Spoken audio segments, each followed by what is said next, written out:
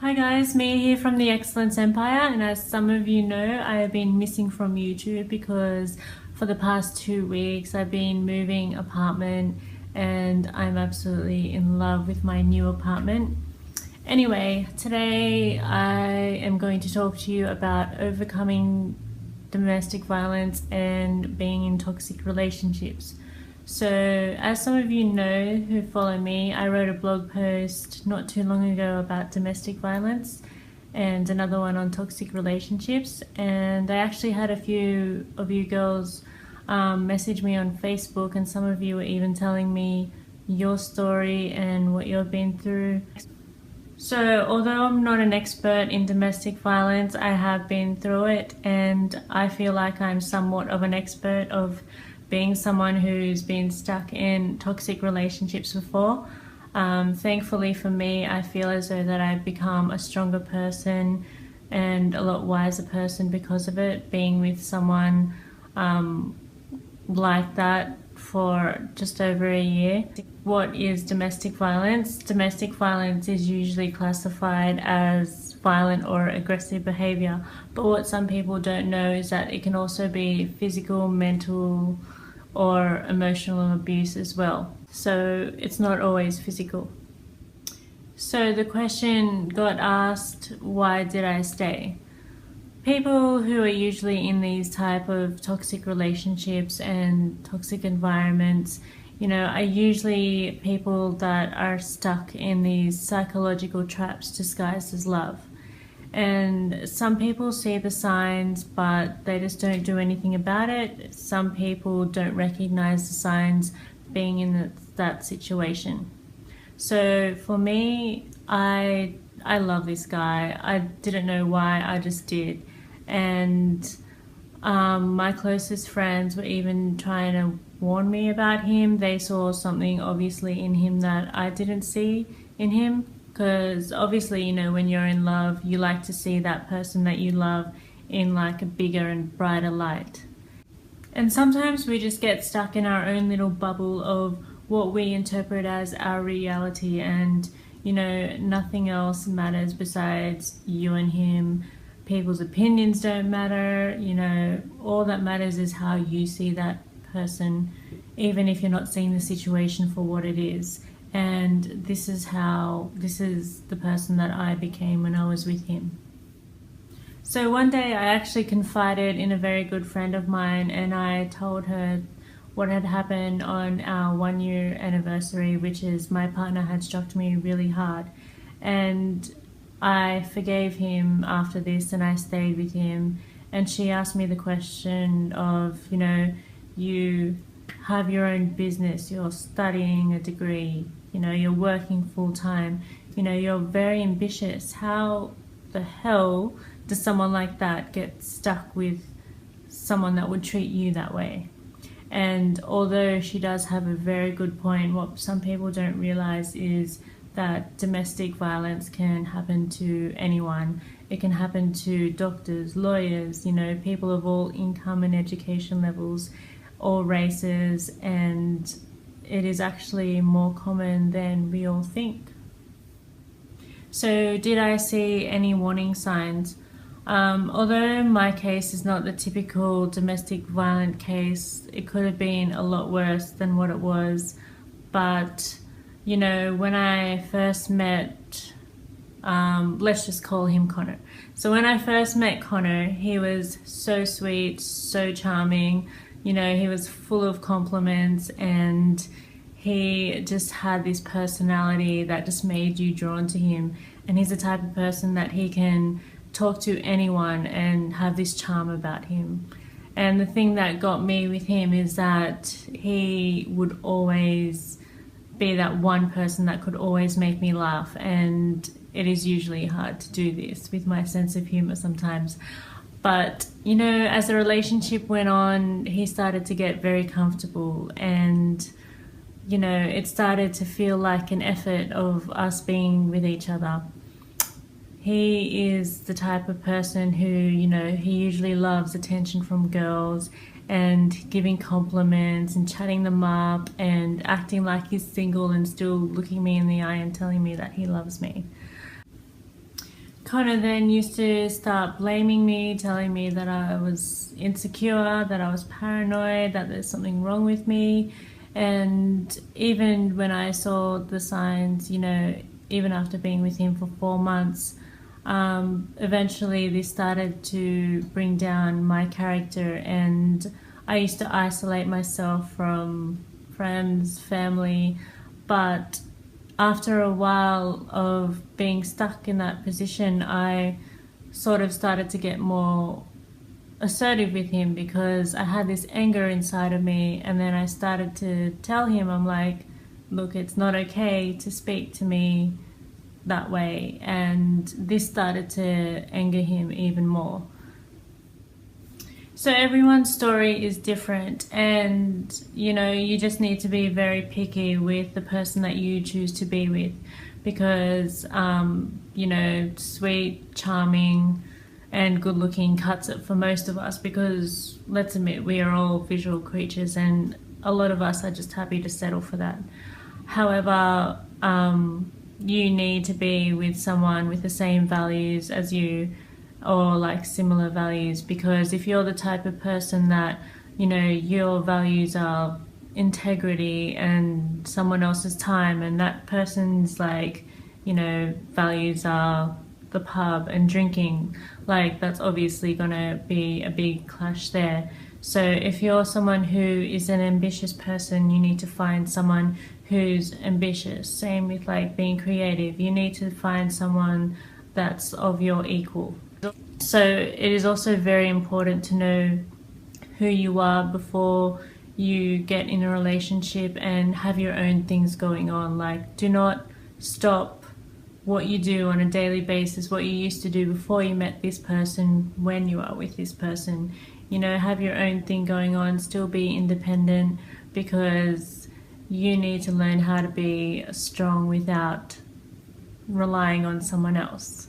So yes, people in relationships fight. We all have our ups and downs, but there's a line in relationships that you just do not cross. And someone who ever disrespects you, hits you, or threatens you, your life, your family, is definitely very big warning signs to just pretty much get out and leave. So some of the other warning signs that other girls have told me is that their partner is usually controlling. They're constantly checking up on them, who they're with, what they're wearing, what time they're going to be home, and all these ridiculous things. And most perpetrators, are usually good at manipulation and deception, because we give them the power of doing that without even realizing that, we're giving them the power to do that. But we really need to wake up and open our eyes and know when it's time to walk away. We need to be able to know and see the signs and not just let these small little things go, because the worst thing that you can ever do for yourself is sticking around with someone that treats you badly, because as people say, you usually start to become the person that you hang around with the most, and you don't want to be that person. So some of the effects of domestic violence and being in toxic relationships in general can have some severe effects on your psychological well-being, as we all know. So mostly in some severe cases, this can lead to rape, bruises, cuts, fractures, sometimes even homicide. And the long-term effects of this can also lead one, to have depression or post-traumatic stress disorder, sleep and eating disorders as well, and sometimes even homelessness and suicide, depending on the person's situation for various reasons. So for the victim, this can be somewhat unbearable and overwhelming for them being in a situation like this, and one of those reasons is the lack of self-control that victims have in these situations, and sometimes they even turn to self-harm and self-medicate as a form of a coping mechanism.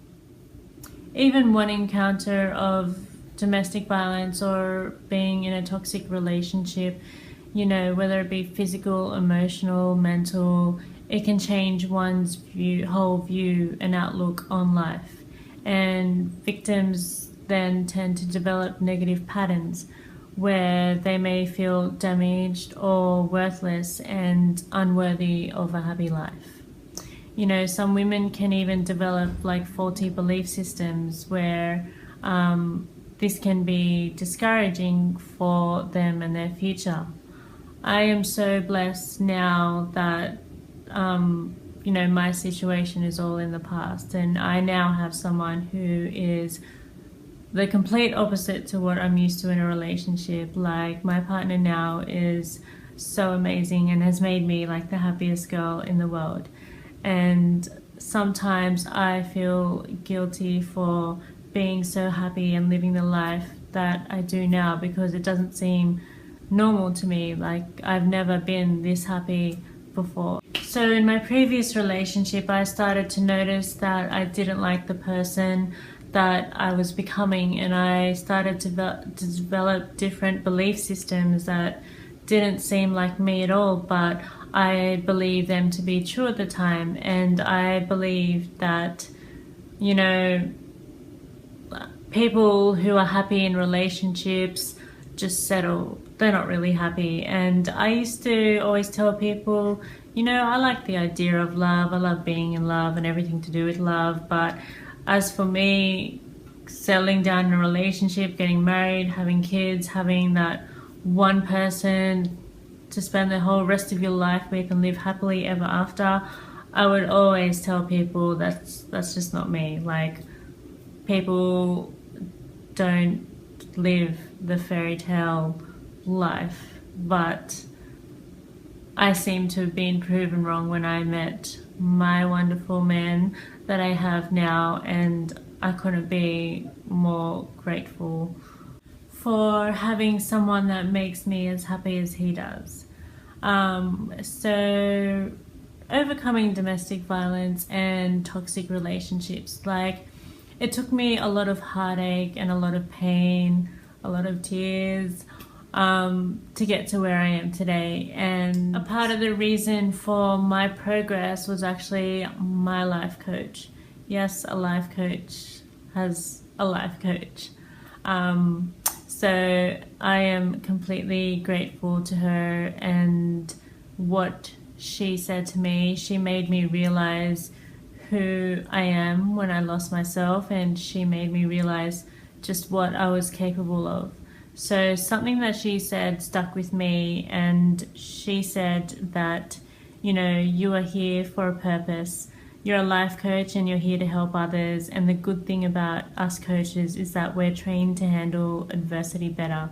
We have a strong mindset that allows us to pick ourselves up again when we fall down, and that just sort of clicked something inside me to wake myself up and get myself unstuck from the situation that I put myself in. And it made me realize, you know, I have wasted so much time just obsessing over this person and crying and putting myself through hell over someone who clearly does not care about me. And I wasn't going to waste another second wasting my tears and whatever on someone like that. I can't express enough how important it is that when you find yourself stuck, to reach out and get help before it's too late. Like, when you start to see the warning signs and something's not right, or you're unhappy, or your partner starts to become abusive, you need to recognize those signs for what it is and either get out or get help.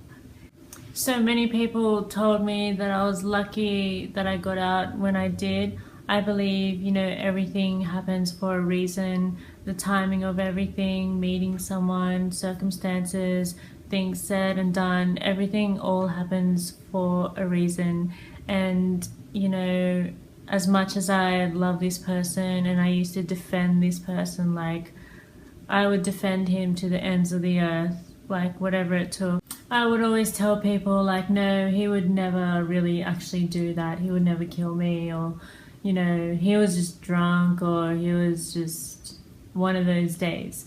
I just knew that I had to get out then and there, and you know what? It was like one of the best decisions that I ever made, because right now, this day, even through all the crap that I had to go through to get here, it was so worth it. And I honestly feel like I'm the happiest girl in the world every single day. So I am so grateful that all of that is in the past now, and I have so much more to look forward to in the future. So I ask all of you, please, if you're in a toxic relationship or you feel stuck, just know that there is help out there, and there are people that do care. So I would highly recommend to reach out to someone, anyone, even a close friend, before it's too late. As hard as it may seem, or whatever reason you're telling yourself to stay, or things will change, or things will get better, it usually doesn't 99% of the time. So, love and respect yourself enough to walk away from someone that, disrespects you and that doesn't love you.